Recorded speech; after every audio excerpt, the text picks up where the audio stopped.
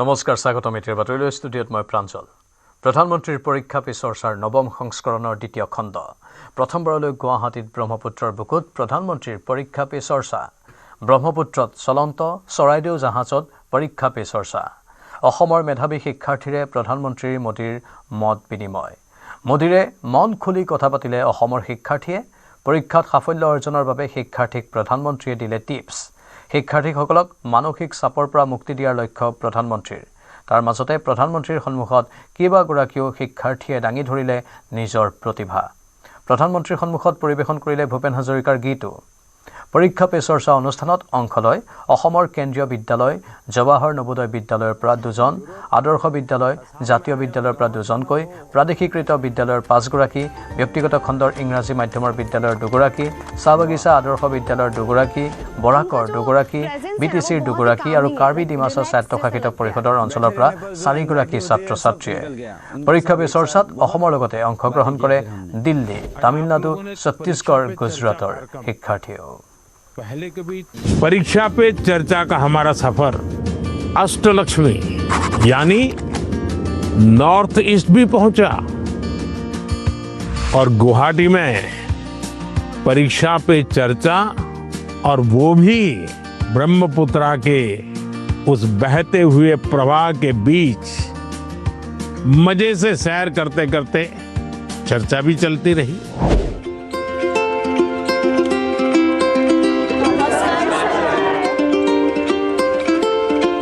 चलिए बैठिए। प्रणाम माननीय प्रधानमंत्री जी, हम सभी आपको एक गमछा पहनाना चाहते हैं। जरूर। असम में आए और गमछा न हो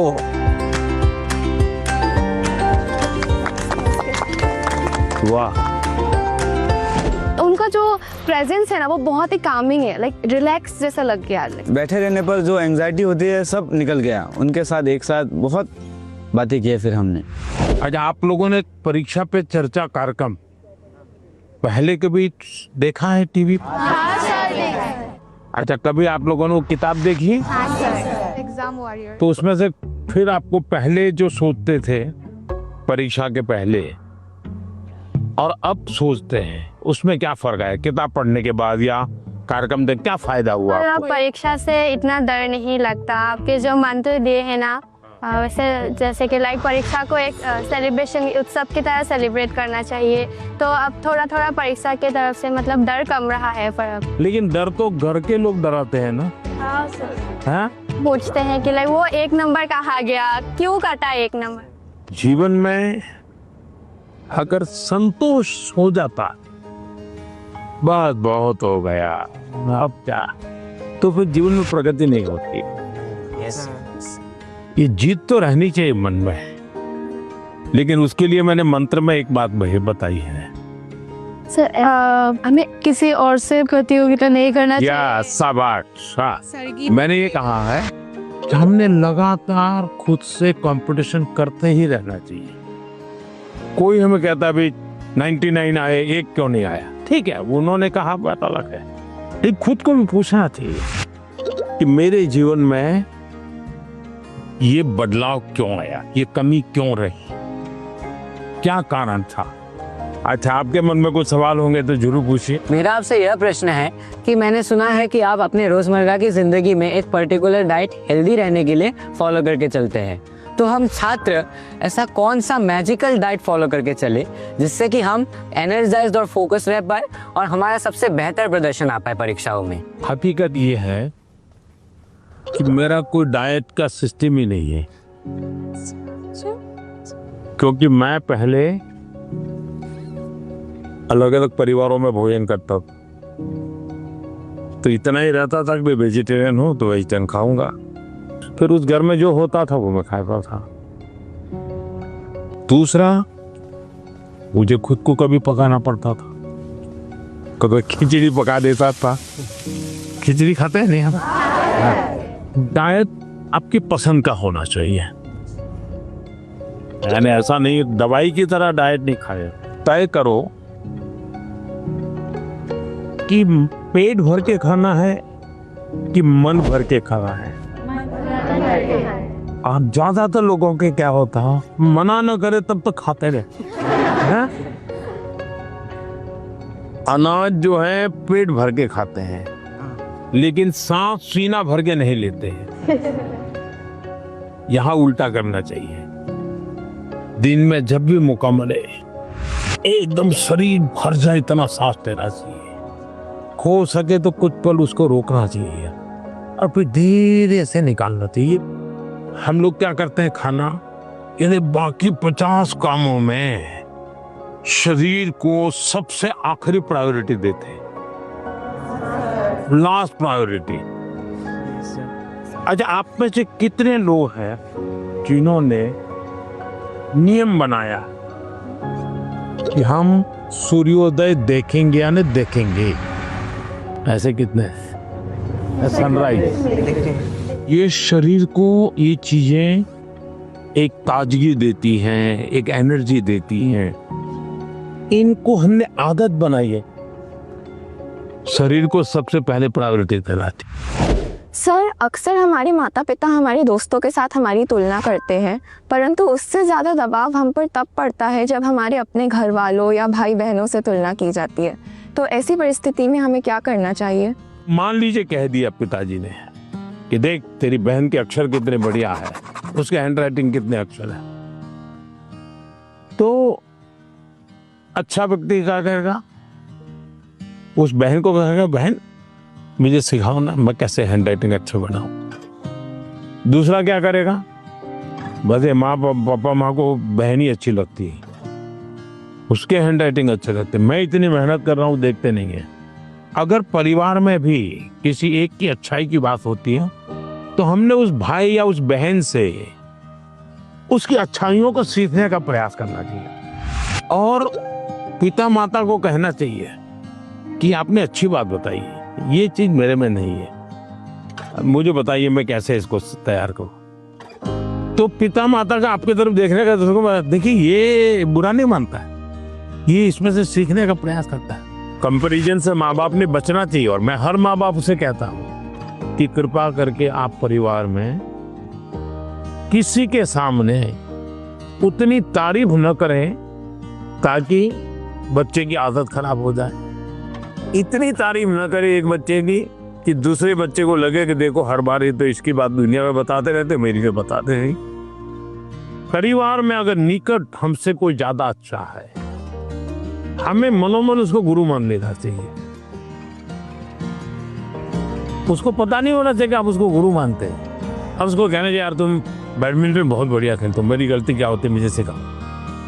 तो वो भी अपने आप को बड़ा नहीं मानेगा, वो कहेगा यार ये मेरे से सीखना चाहता है, वो अपने को बराबर ही मानेगा। नर्वसनेस तो ऑब्वियसली थी ही, पर साथ में बहुत उत्साहित भी फील हो रहा था, बहुत खुशी हो रही थी कि मैं मोदी जी से मिलने वाली हूँ। मतलब मुझे लगा नहीं था ऐसा मेरे साथ कभी होगा, पर जब हुआ तो बहुत ही खुशी हुई। अक्सर छात्रों को स्टेज में या फिर लोगों के सामने बात करने में तकलीफ होती है। इसमें आत्मविश्वास बढ़ाने के लिए आप हमें क्या सलाह देना चाहेंगे? तो आप अगर उनको सलाह देनी है तो क्या दोगे? हाँ, आइए मेरे पास, आगे आगे सब लोग आइए। अगर किसी को 1 2 3 में कहना है तो कैसा? सर, आत्मविश्वास रखना चाहिए। हाँ, ये आत्मविश्वास जो है ना, उसमें 2 शब्द है। 2 शब्द कौन कौन से? जिसका अपने आप पर विश्वास है उसको कभी डर नहीं लगता। आपको अपने पर विश्वास है क्या? अगर खुद पर विश्वास है तो आप हर चीज को पार कर सकते हैं। जिसको खुद पर विश्वास होता है करता क्या है? पूरी परिस्थिति का मनोमन अध्ययन करता है। आपने स्वामी विवेकानंद जी का ने एक चिट्ठी लिखी थी जब शिकागो में उनका भाषण हुआ, जो बहुत प्रसिद्ध भाषण है और विवेकानंद जी की बहुत तारीफ भी होती है। लेकिन उन्होंने अपने एक शिष्य को चिट्ठी लिखी, जब मुझे शिकागो में बोलना था मैं बहुत नर्वस हो गया कि दुनिया के इतने बड़े बड़े विद्वान, आयु में इतने बड़े बड़े लोग, इतने तपस्वी लोग, मैं क्या बोलूंगा। तो उन्होंने उसको लिखा मैं बहुत आप, और फिर बोले मैंने मन में माँ सरस्वती को याद किया और माँ सरस्वती को मैंने कहा कि माँ, मुझ में जितनी शक्ति है उसको जगा दो। जो कुछ मैं सीखा हूं वो एक साथ मेरे जुबा पे आ जाए। बोले मैंने ऐसी प्रार्थना की और मैं गया मंच पे, और जब मैंने sisters and brothers of America ऐसा कहता ही 2 मिनट तक तालियां बजती रही। बस वो एक टर्निंग पॉइंट बन गया। विश्वास आ गया। नहीं, मैं सोचता था वैसा मैं नहीं हूं, मेरे भीतर तो कुछ है। आत्मविश्वास आ गया। तो हर एक के जीवन में आज कितने ही अच्छे वक्ता क्यों न हो, कितने ही बड़ा अच्छे खिलाड़ी, आपने देखा होगा क्या सचिन तेंदुलकर कभी 0 से आउट नहीं हुए क्या? होता है तो वो सर पकड़ के बैठ गए क्या? इसका मतलब हुआ हम जो स्थिति है उसको ऑब्जर्व करें,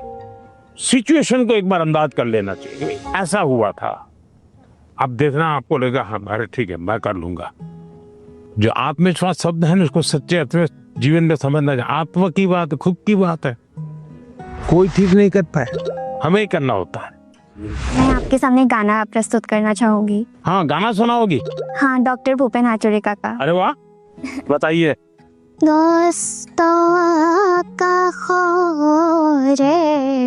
সপোন ৰহন হানি ক্লান্ত লুই তৰে হেঙুলীয়া পানী। वाह, हमारे गांव में हमारे घर के पास माईजान टी स्टेट है। वहाँ पर मेरी मामी 8 सालों से चाय पत्ती तोड़ने की काम करती है। तो आप चाय बागान से है? यस। आप पढ़ती हैं अच्छी तरह, माँ पढ़ाती है और चाय का भी काम करती है। तो क्या लाई हो? आपके लिए चाय पत्ती लाई। तो मुझे चाय बनानी होगी। हैं? चलिए बहुत बहुत धन्यवाद। आपकी माँ को हमारा प्रणाम कह देना। मैंने कभी सोचा ही नहीं था कि टी गार्डन का लड़का होकर मैं प्रधानमंत्री जी से मिल पाऊंगा। मुझे विश्वास ही नहीं हो रहा है कि मैं प्रधानमंत्री जी से मिल पाया। इतना जनरेशन गैप होने के बाद भी जब वो हमारे बातों को समझते हैं, मतलब बहुत अच्छा लगा। आपने देखा कि कैसे एग्जाम की बात तो हुई ही, साथ ही लोकल संगीत, असम की चाय, वो भी परीक्षा पे चर्चा का यादगार हिस्सा बन गई। परीक्षा एक ऐसा अवसर है और परीक्षा के लिए हेल्दी कंपटीशन की भावना हमारी तैयारी को और बेहतरीन बनाती है। इन सभी चर्चाओं में स्थान अलग अलग थे, स्टूडेंट्स अलग अलग थे, अनुभव अलग थे, लेकिन हर चर्चा का उद्देश्य एक ही था, हर स्टूडेंट को सुनना, समझना और साथ मिलकर कुछ न कुछ सीखना। आप सभी को मेरी बहुत बहुत शुभकामनाएं, बहुत बहुत धन्यवाद। और এই মুহূৰ্তৰ বিগ ব্ৰেকিং নিউজ 18ৰ হাতত এলিজাবেথৰ পাকিস্তানলৈ প্ৰেৰণ কৰা বিস্ফোৰক তথ্য। 2014 চনত আলী টকিৰ শেখলৈ প্ৰেৰণ কৰিছিল আইবিৰ ৰিপৰ্ট। নিউজ 18ৰ হাতত আহি পৰিছে পাকিস্তানলৈ প্ৰেৰণ কৰা অৰিজিনেল ডকুমেণ্ট। সংবাদমেলত মুখ্যমন্ত্ৰীয়ে দিছিলে বিস্ফোৰক তথ্য। পুনৰ জনাইছো, নিউজ 18ৰ হাতত এলিজাবেথৰ পাকিস্তানলৈ প্ৰেৰণ কৰা বিস্ফোৰক তথ্য। 2014 চনত আলী টকিৰ শেখলৈ প্ৰেৰণ কৰিছিল আইবিৰ ৰিপৰ্ট। নিউজ 18ৰ হাতত আহি পৰিছে পাকিস্তানলৈ প্ৰেৰণ কৰা অৰিজিনেল ডকুমেণ্ট। সংবাদমেলত মুখ্যমন্ত্ৰীয়ে দিছিল এই বিস্ফোৰক তথ্য। ডাঙৰ খবৰ আহিছে, এলিজাবেথৰ পাকিস্তানৰ সৈতে সংযোগৰ ইতিমধ্যে বহুকেইটা বিস্ফোৰণ মুখ্যমন্ত্ৰীয়ে ঘটাইছে আৰু তাৰ মাজতেই নিউজ 18ৰ হাতত এলিজাবেথৰ পাকিস্তানলৈ প্ৰেৰণ কৰা বিস্ফোৰক তথ্য। 2014 চনত আলী টকিৰ শেখলৈ প্ৰেৰণ কৰিছিল আইবিৰ ৰিপৰ্ট। এলিজাবেথ কলবাৰ্নে এটা এটাকৈ সকলো ৰিপৰ্ট পাকিস্তানলৈ প্ৰেৰণ কৰাৰ এয়া বিস্ফোৰক তথ্য সন্মুখলৈ আহিছে। নিউজ 18ৰ হাতত আহি পৰিছে পাকিস্তানলৈ প্ৰেৰণ কৰা অৰিজিনেল ডকুমেণ্ট। সংবাদমেলত মুখ্যমন্ত্ৰীয়ে বিস্ফোৰক তথ্য দিছিল আৰু তাৰ পাছতে সেই অৰিজিনেল ডকুমেণ্টবোৰ আমাৰ হাতত আহি পৰিছে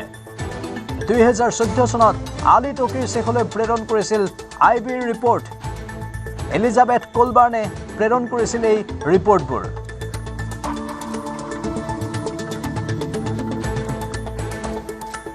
আমাৰ ইনপুট এডিটৰ নিলয় ভট্টাচাৰ্য বৰ্তমান ফোন লাইনত আছে নিলয় ডাঙৰ খবৰ আহিছে আৰু কি তথ্য আছে আপোনাৰ লগত হয় চাওক এই মুহূৰ্তৰ আটাইতকৈ ডাঙৰ পলিটিকেল ব্ৰেকিং হ'ল যে এলিজাবেথ কোলবাৰ্গ গগৈয়ে পাকিস্তান বা আলী তৌকিৰলৈ যি ইণ্টেলিজেন্স ব্যুৰৰ ৰিপৰ্ট সেই ব্যুৰৰ ৰিপৰ্টৰ নথি আমাৰ হাতত আহি পৰিছেহি যি ৰিপৰ্ট বনাবলৈ পাকিস্তানৰ পৰা ভাৰতলৈ মানে পাকিস্তানৰ পৰা লিড ইণ্ডিয়াৰ কৰ্মী হিচাপে সজুৱাই এলিজাবেথ কোলবাৰ্গক ভাৰতলৈ পঠোৱা হৈছিল দায়িত্ব আছিল যে ভাৰতত যি আইবিৰ যি তথ্য সেই আইবিৰ তথ্যসমূহ যোগাৰ কৰি সেই তাৰ এটা নথি বনাই ৰিপৰ্ট আলী তৌকিৰলৈ পঠিয়াব আৰু আলী তৌকিৰলৈ কিছুমান এনেকুৱা কনফিডেন্সিয়েল ইনফৰমেশ্যন বা তথ্য যোগান ধৰিব এলিজাবেথ কোলবাৰ্গে যি তথ্য আলী তৌকিৰে নিজৰ বাবেও ব্যৱহাৰ কৰিব লগতে এই তথ্যসমূহ আলী তৌকিৰে পাকিস্তান চৰকাৰৰ সৈতেও বা পাকিস্তান ইণ্টেলিজেন্সৰ সৈতেও শ্বেয়াৰ কৰিব সেই যি ৰিপৰ্ট এলিজাবেথ কোলবাৰ্গক যেতিয়া জেৰা কৰোৱা হৈছিল জেৰা কৰাৰ সময়ত এলিজাবেথ কোলবাৰ্গে কৈছিলে যে অপেন মিডিয়াৰ পৰা অপেন প্লেটফৰ্মৰ পৰা এই সমূহ তথ্য এলিজাবেথ কোলবাৰ্গে যুগুতাইছিল কিন্তু কথাটো হ'ল ভাৰতবৰ্ষৰ কনফিডেন্সিয়েল ৰিপৰ্ট ভাৰতবৰ্ষৰ ইণ্টেলিজেন্সৰ ইনপুট সেইসমূহ তথ্য অপেন মিডিয়া বা অপেন প্লেটফৰ্ম বা অপেন ফাইলত কেতিয়াও যুগুত নাথাকে চ' এইসমূহ গোটাবলৈকে লিড ইণ্ডিয়াৰ কৰ্মী হিচাপে এলিজাবেথ কোলবাৰ্গ পাকিস্তানৰ পৰা ভাৰতবৰ্ষলৈ আহিছিল ভাৰতবৰ্ষত থাকি কিন্তু ডাইৰেক্টলি লিড ইণ্ডিয়াত ৰিপৰ্ট নকৰি লিড পাকিস্তানৰ যি মুৰব্বী আলী তৌকিৰক ৰিপৰ্ট কৰিছিল আৰু লগতে লিড ইণ্ডিয়াৰ যি মুৰব্বী সেই মুৰব্বীতকে প্ৰায় 500 গুণ বেছি দৰমহা লৈ ইয়াত থকা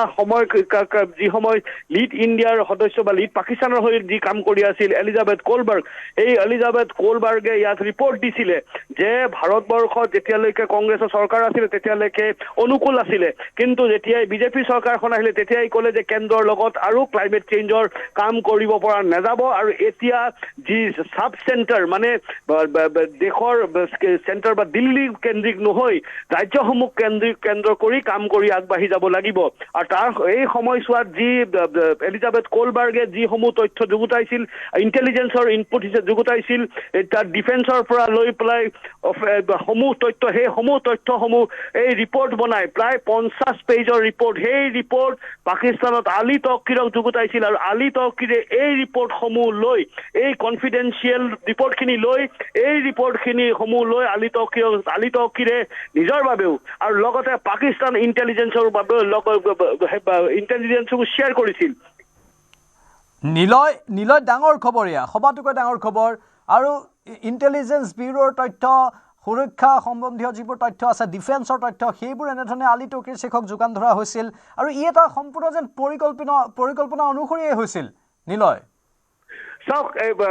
যেনেকৈ মুখ্যমন্ত্ৰী ডক্টৰ হিমন্ত বিশ্ব শৰ্মাই বাৰম্বাৰ কালি ক'লে গোটেই প্ৰেছ কনফাৰেন্সত নিশ্চয়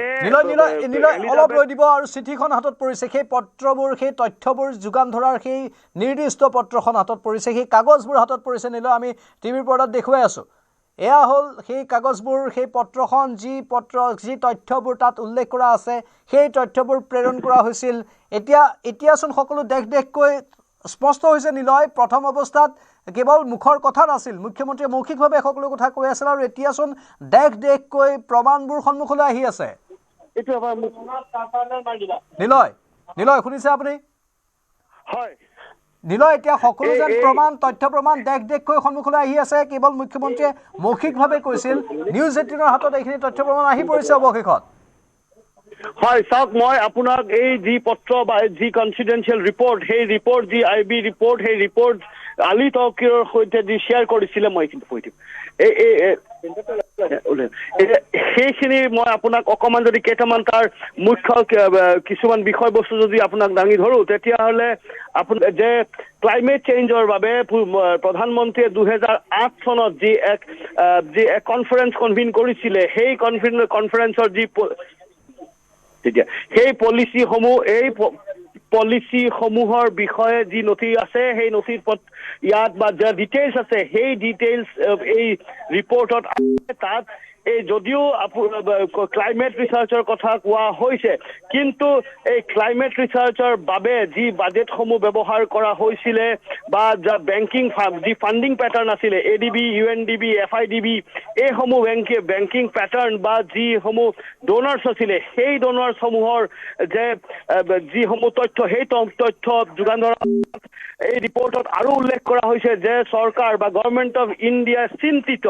এই যে ফৰেন ফাণ্ডিংসমূহ হৈছে সেই ফাণ্ডিংসমূহৰ বাবে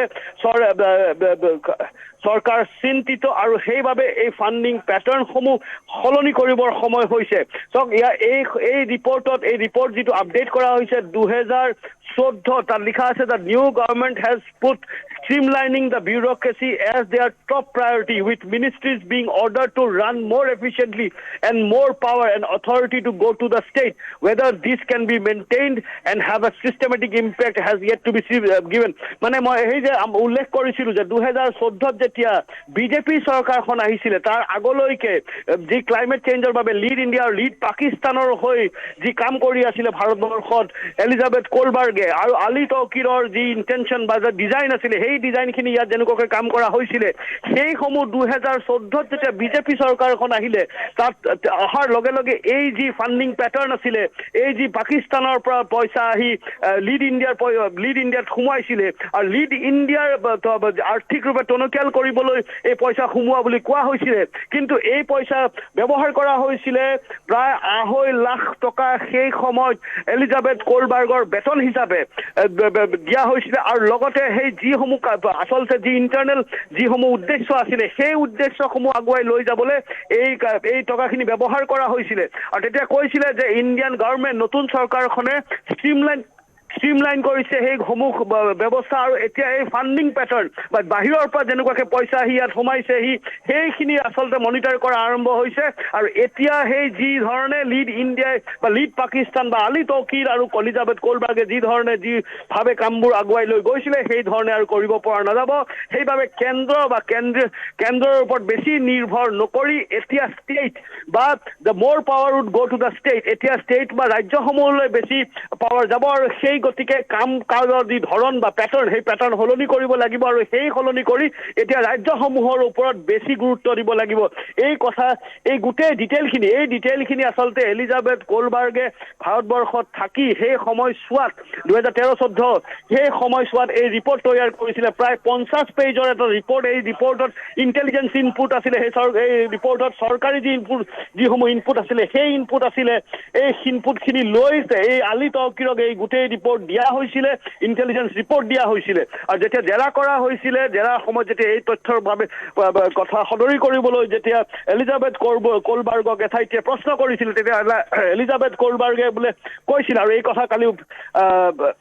মুখ্যমন্ত্ৰীৰ যি প্ৰেছ কনফাৰেন্স সেই প্ৰেছ কনফাৰেন্সত উল্লেখ কৰা হৈছিলে যে এইসমূহ তথ্য এলিজাবেথ কোলবাৰ্গে কৈছে যে এলিজাবেথ কোলবাৰ্গে অপেন মিডিয়া বা অপেন প্লেটফৰ্মৰ পৰা এইখিনি যুগুত কৰিছে কিন্তু কথাটো হ'ল ভাৰতবৰ্ষৰ যিখিনি কনফিডেন্সিয়েল তথ্য আছে সেই তথ্যখিনি কোনো প্ৰকাৰে অপেন মিডিয়া বা অপেন প্লেটফৰ্মত থকাৰ কথা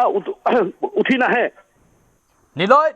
বৰ গুৰুত্বপূৰ্ণ কথা বহুত গুৰুত্বপূৰ্ণ তথ্য আপুনি দিছে নিউজ 18 অসম নৰ্থ ইষ্টৰ দৰ্শকসকলৰ বাবে কিন্তু আপুনি লাইনত থাকিব লাগিব লগতে কিছু সময়ৰ পাছতে আমি নিউজ ডেস্কৰ পৰা আমাৰ আউটপুট হেড নৱজিত ভাগৱতীৰ সৈতে যোগাযোগ স্থাপন কৰিম পোনপটীয়া সম্প্ৰচাৰ আৰু ফোন লাইনতো আমাৰ সাংবাদিকসকল থাকিব মুঠতে প্ৰতিক্ৰিয়াৰ সৃষ্টি হৈছে আমি এই সন্দৰ্ভত অধিক তথ্য সম্প্ৰচাৰ কৰি থাকিম কিন্তু এইখিনিতে সময় চমু বাণিজ্যিক বিৰতিৰ অতি সোনকালেই উভতি আহিম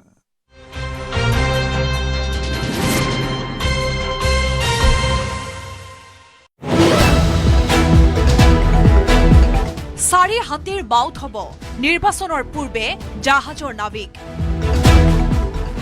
অতুলৰ হাতী এৰি উঠিব লুৰিন জ্যোতিৰ জাহাজত নিৰ্বাচনৰ পূৰ্বে শক্তি বৃদ্ধি কৰিবলৈ সাজু লুৰিন জ্যোতি গগৈ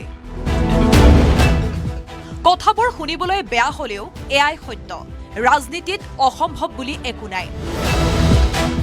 অসম্ভৱক সম্ভৱ কৰা একমাত্ৰ ক্ষেত্ৰখনেই হৈছে ৰাজনীতি আৰু তেনেকুৱা এটা অসম্ভৱকে সম্ভৱ কৰিবলৈ সাজু হৈছে অগপৰ 4 বিধায়ক অগপৰ বৰ্তমানৰ 2 বিধায়ক আৰু প্ৰাক্তন 2গৰাকী বিধায়কে যে এইবাৰ টিকেট নাপায় সেয়া ফাইনেল হৈছে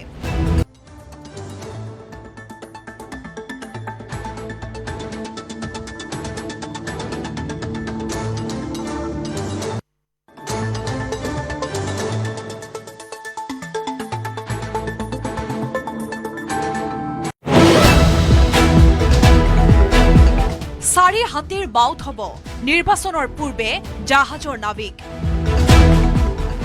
অতুলৰ হাতী এৰি উঠিব লুৰেন জ্যোতিৰ জাহাজত নিৰ্বাচনৰ পূৰ্বে শক্তি বৃদ্ধি কৰিবলৈ সাজু লুৰেন জ্যোতি গগৈ কথাবোৰ শুনিবলৈ বেয়া হলেও এয়াই সত্য ৰাজনীতিত অসম্ভৱ বুলি একো নাই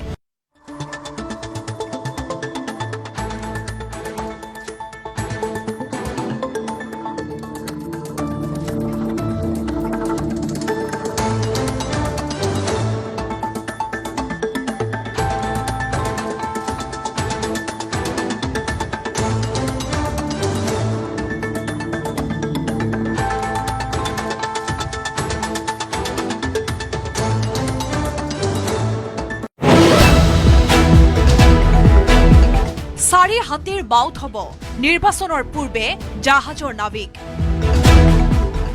অতুলৰ হাতী এৰি উঠিব লুৰেন জ্যোতিৰ জাহাজত নিৰ্বাচনৰ পূৰ্বে শক্তি বৃদ্ধি কৰিবলৈ সাজু লুৰেন জ্যোতি গগৈ কথাবোৰ শুনিবলৈ বেয়া হলেও এয়াই সত্য ৰাজনীতিত অসম্ভৱ বুলি একো নাই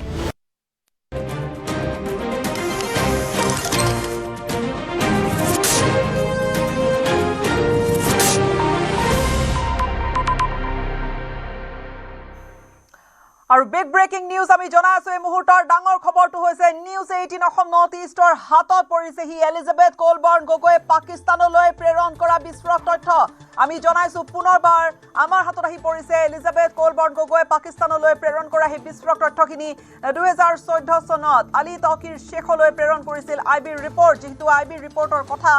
মুখ্যমন্ত্ৰীগৰাকী উল্লেখ কৰিছে 45 পৃষ্ঠাৰ এটা ৰিপৰ্ট প্ৰেৰণ কৰিছিলে এইজন আলী তকিৰ শেখলৈকে নিউজ 18 হাতত আহি পৰিছে পাকিস্তানলৈ প্ৰেৰণ কৰা হি অৰিজিনেল ডকুমেন্ট আৰু সংবাদ মেলত মুখ্যমন্ত্ৰীয়ে দিছিল বিস্ফোৰক মন্তব্য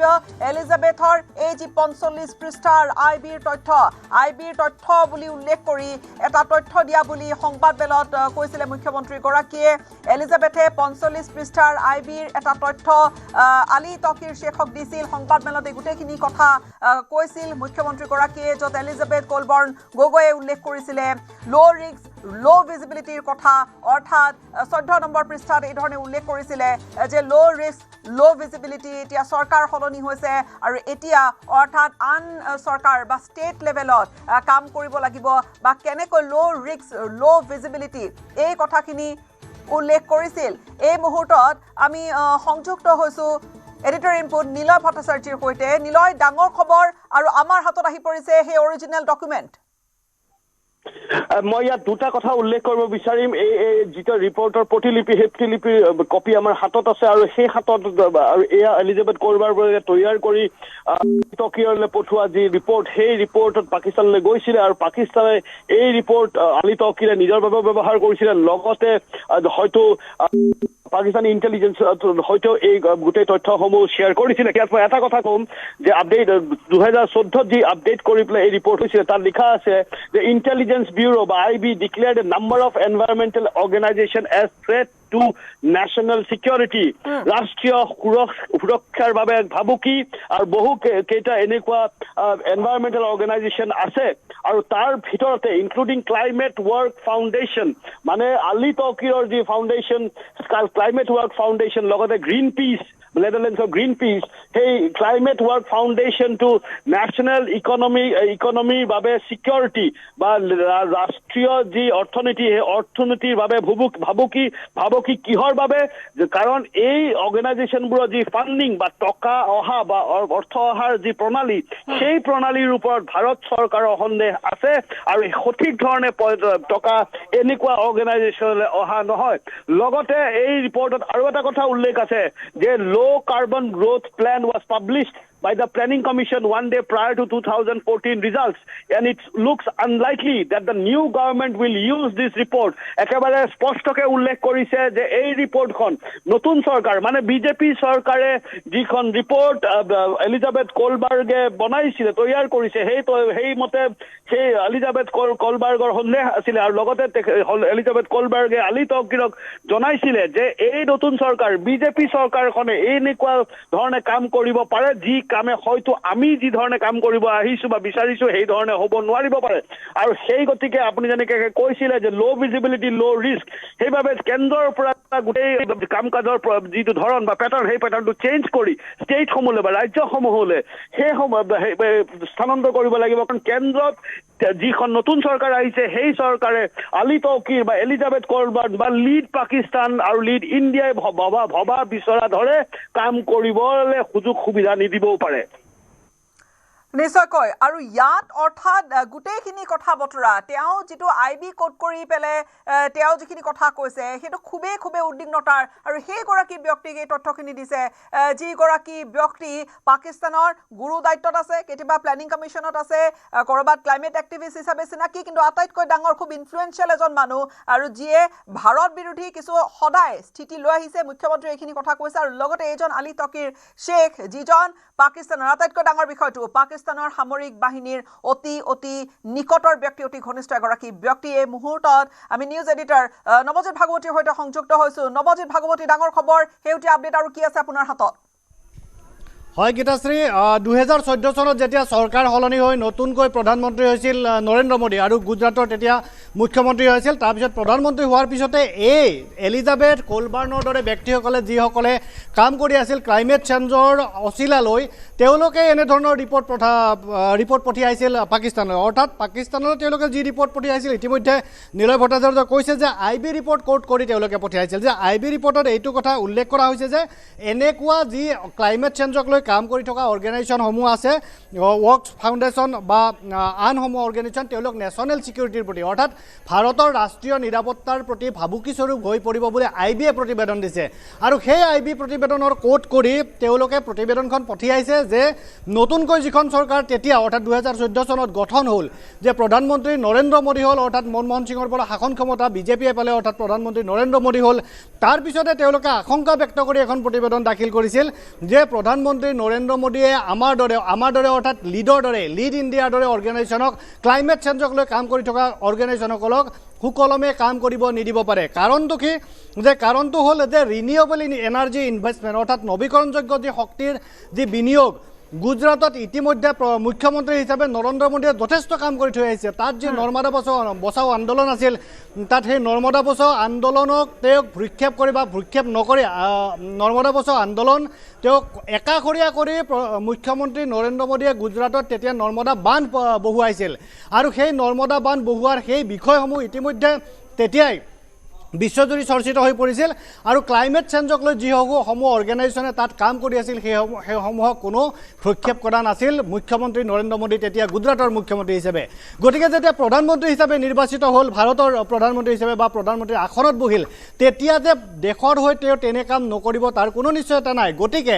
এই এলিজাবেথ কোলবাৰ্নৰ দৰে ব্যক্তিসকলে আশংকা প্ৰকাশ কৰিছিল যে ক্লাইমেট চেঞ্জক লৈ যিসকল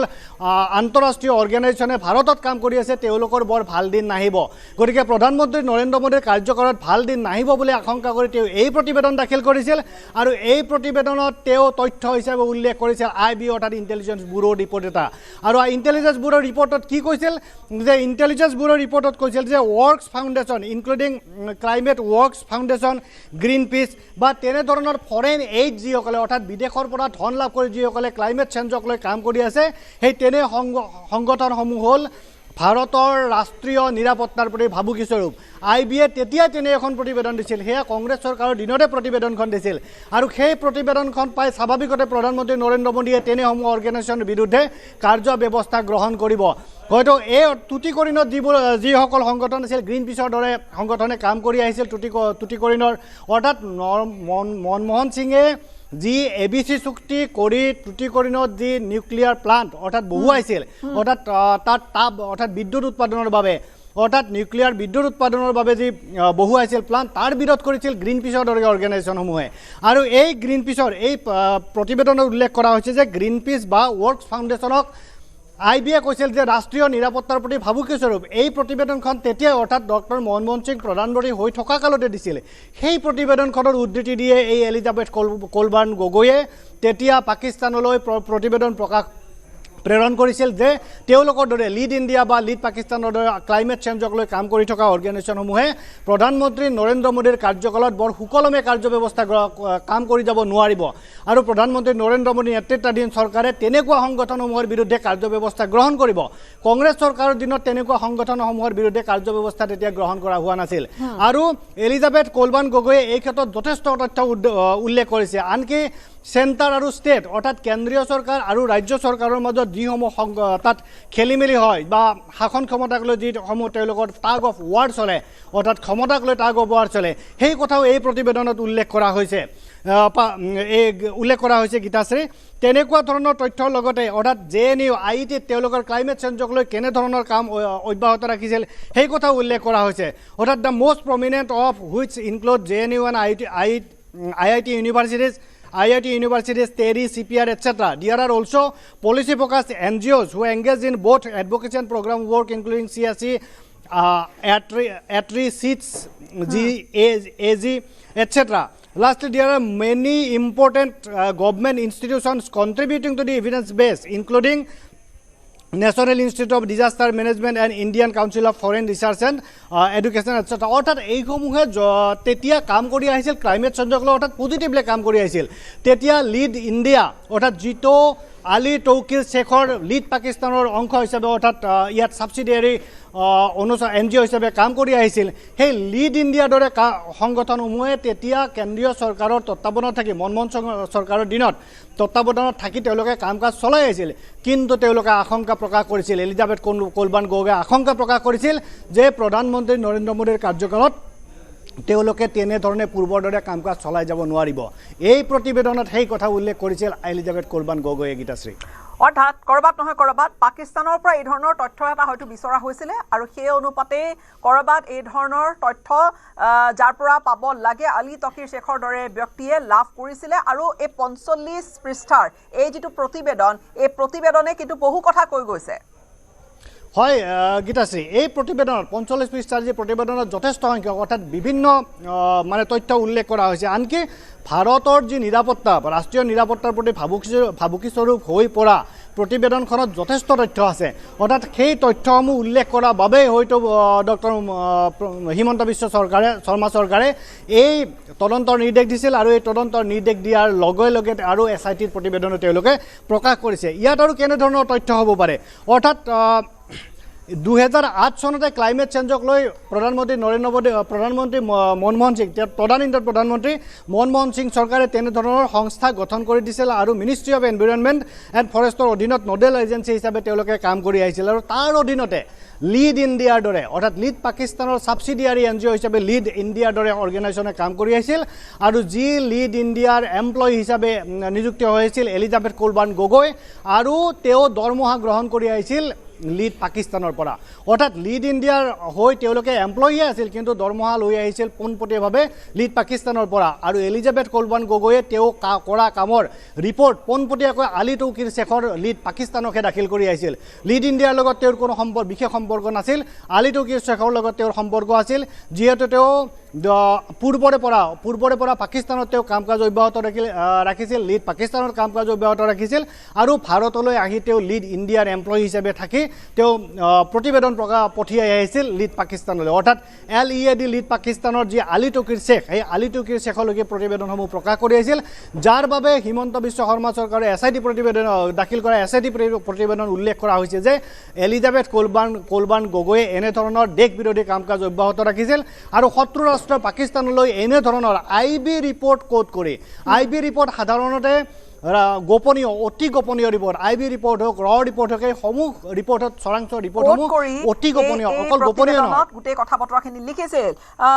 লগতে আৰু এটা বিষয় যদি আপুনি চাই এই প্ৰতিবেদনৰ পৃষ্ঠাত থকা কিছু কথা উল্লেখ কৰিছিলে যে আভ্যন্তৰীণ ধৰণে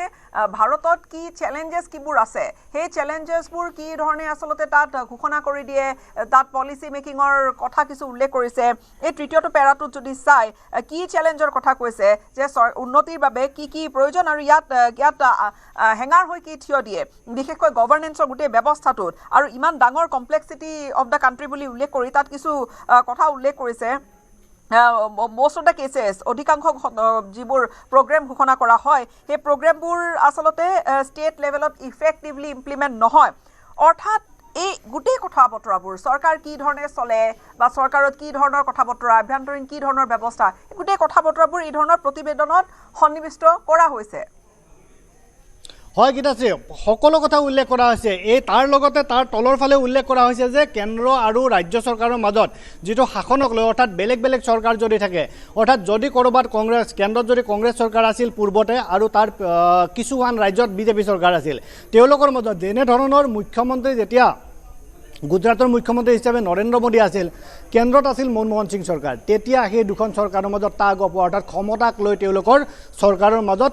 এটা দ্বন্দ্ব চলি আহিছিল আৰু সেই দ্বন্দ্ব অৰ্থাৎ কিছুমান কথা মুখ্যমন্ত্ৰী নৰেন্দ্ৰ মোদী নেতৃত্বাধীন গুজৰাট চৰকাৰে মানি লোৱা নাছিল আৰু গুজৰাট চৰকাৰৰ পৰামৰ্শ কেন্দ্ৰীয় চৰকাৰে মানি লোৱা নাছিল তেনেকুৱা বহু ইনষ্টেন্স আছিল আনকি সেই সময়ত নৰেন্দ্ৰ মোদীয়ে ভাষণত যথেষ্ট কথা উল্লেখ কৰিছিল কেনেধৰণৰ দ্বন্দ্ব চলি আহিছিল সেই কথা উল্লেখ কৰিছিল আৰু তেনেধৰণৰ কথাৰ উল্লেখেৰে এলিজাবেথ কোলবাৰ্ণ গগৈয়ে এই প্ৰতিবেদনসমূহ প্ৰকাশ কৰিছিল আৰু সেই তথ্যৰ কথা ইয়াতো উল্লেখ কৰিছে অৰ্থাৎ কেনেধৰণৰ কাম হয় কেন্দ্ৰীয় চৰকাৰে যদি কিছুমান আঁচনি ঘোষণা কৰে এই আঁচনিৰ কথাও ইয়াত উল্লেখ কৰা হৈছে অৰ্থাৎ কেনেধৰণৰ আঁচনি তেওঁলোকে ইমপ্লিমেণ্ট কৰিব নোৱাৰে লাইভলিহুড গেৰাণ্টি প্ৰগ্ৰামৰ উদাহৰণ দিয়া হৈছে যেনে গ্ৰাম্যাঞ্চলত জীৱন জীৱিকা নিৰ্বাহৰ বা কিবা যদি নতুন উদ্যোগ স্থাপন কৰা তেনেকুৱা ইনোভেটিভ যদি কিবা আইডিয়া বা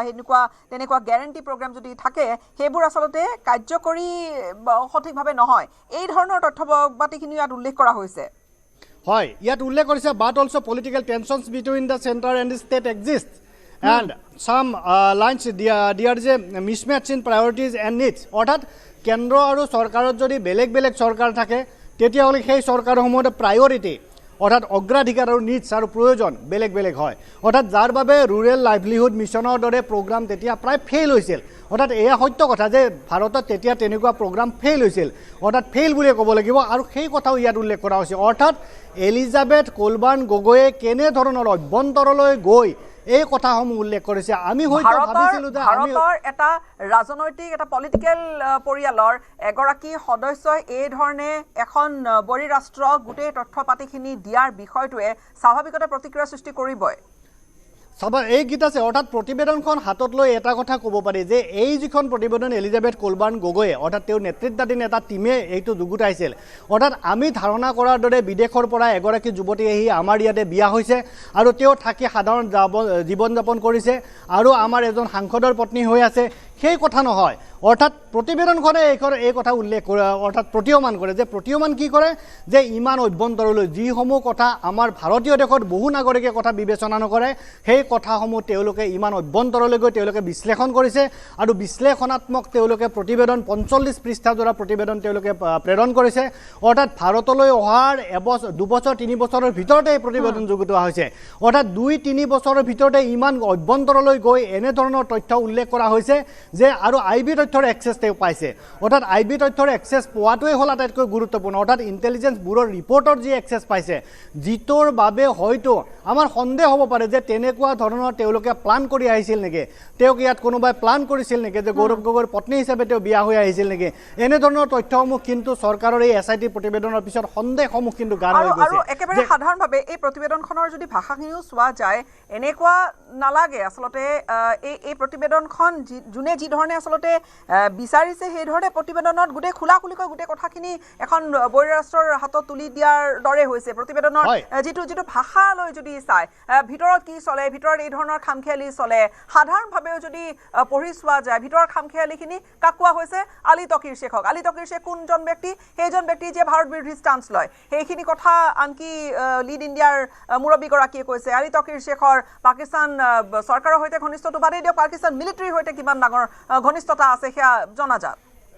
হয় গীতাশ্ৰী অৰ্থাৎ প্ৰধানমন্ত্ৰী নৰেন্দ্ৰ মোদী প্ৰধানমন্ত্ৰী হোৱাৰ পিছতে কেনেধৰণৰ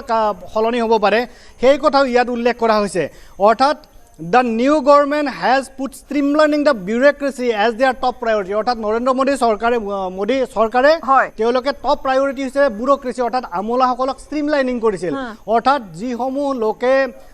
মোদী চৰকাৰৰ নীতিমতে কাম নকৰে তেওঁলোকক কিছু আঁতৰাই বেলেগ দায়িত্ব দিয়া হৈছিল আৰু তেওঁলোকৰ মতে কাম কৰা লোকসকলক নিজৰ প্ৰায়ৰিটি অৰ্থাৎ তেওঁলোকৰ গুৰুত্বপূৰ্ণ পদ দিয়া হৈছিল উইচ মিনিষ্ট্ৰীজ বিং অৰ্ডাৰ্ড টু ৰান মোৰ এফিচিয়েণ্টলি and for more power and authority to go to the state অৰ্থাৎ কেন্দ্ৰ অৰ্থাৎ ষ্টেট মানে ইয়াত দেশ বুজোৱা হৈছে যেহেতু এছ কেপিটেল কৰি দিয়া হৈছে অৰ্থাৎ ষ্টেট অৰ্থাৎ কেন্দ্ৰীভূত শাসন ব্যৱস্থাই এটা প্ৰতিভি হিচাপে তেওঁ প্ৰতীয়মান কৰিছিল অৰ্থাৎ এই প্ৰতিবেদনখন দিছিল whether this can be maintained and have systematic impact yet to be seen অৰ্থাৎ পৰৱৰ্তী সময়ত তাৰ প্ৰভাৱ দেখিব বুলিও এই প্ৰতিবেদন উল্লেখ কৰা হৈছে আৰু যিটো আজি আমি দেখা পাইছোঁ অৰ্থাৎ নৰেন্দ্ৰ মোদী চৰকাৰে যেনে ধৰণে তেওঁলোকে কাম কাজ কৰিব খুজিছিল সেই কথা ইয়াত উল্লেখ কৰা হৈছে আনকি ভৱিষ্যত দ্ৰষ্টা হিচাপে তেওঁ এই কথা উল্লেখ কৰিছিল যে systematic impact is yet two be seen অৰ্থাৎ ইয়াৰ প্ৰণালীগতভাৱে বা ব্যৱস্থাগত যি পৰিৱৰ্তন সেই পৰিৱৰ্তন দেখা পাব বুলিও এলিজাবেথ কোলবান গগৈ এই প্ৰতিবেদনত উল্লেখ কৰিছে অৰ্থাৎ ভৱিষ্যতে ভাৰতত কি হ'ব পাৰে সেই সময়ত কি হৈ আছে অতীতত কি হৈছিল আৰু অতীতৰ যি ব্যৱস্থাসমূহ কেনেধৰণে সলনি কৰা হৈছে সলনি কৰাৰ ফলত কেনেধৰণৰ তাত প্ৰভাৱ পৰিব পাৰে বিদেশী সংস্থাসমূহ কেনেধৰণে তেওঁলোকে কাম কৰি থাকিব নোৱাৰিব পাৰে এই সকলো কথা উল্লেখ কৰা হৈছে এটা কথা গীতাশ্ৰী কিন্তু ঠিক যে এই প্ৰতিবেদনখন চৰকাৰৰ হাতত আছে অকল SIT তদন্ত কৰাৰ লগে লগে এই প্ৰতিবেদনখন পাইছে ঠিক তেনেকুৱা ধৰণৰ কথা নহয় অৰ্থাৎ এই যে এলিজাবেথ কোলবান গগৈয়ে এই প্ৰতিবেদনখন লিড পাকিস্তানলৈ প্ৰেৰণ কৰিছিল এই প্ৰতিবেদনখন কিন্তু আমাৰ সন্দেহ যে বহু বছৰ পূৰ্বে কেন্দ্ৰীয় চৰকাৰৰ হাতত এই প্ৰতিবেদনখন পৰিছিল যিখন প্ৰতিবেদন এলিজাবেথ কোলবান গগৈয়ে পাকিস্তানলৈ প্ৰেৰণ কৰিছিল কাৰণ এই প্ৰতিবেদনখন SITৰ এক্সেছ হৈ আছে অৰ্থাৎ SITয়ে পাইছে SITয়ে ক'ৰ পৰা পাইছে সেই কথা উল্লেখ কৰা নাই তেওঁলোকে ভাবনা লুথাৰ পৰা পাইছে নে এলিজাবেথ কোলবান গগৈয়ে দিছে সেই কথা উল্লেখ কিন্তু কৰা নাই কিন্তু আমাৰ সন্দেহ হয় এই প্ৰতিবেদনখন পূৰ্বেই পাইছে অৰ্থাৎ কেন্দ্ৰীয় চৰকাৰে পাইছে IBৰ তথ্য যে উদ্ধৃতি দিয়া হৈছে সেই কথা ইতিমধ্যে পাইছে আৰু যাৰ বাবে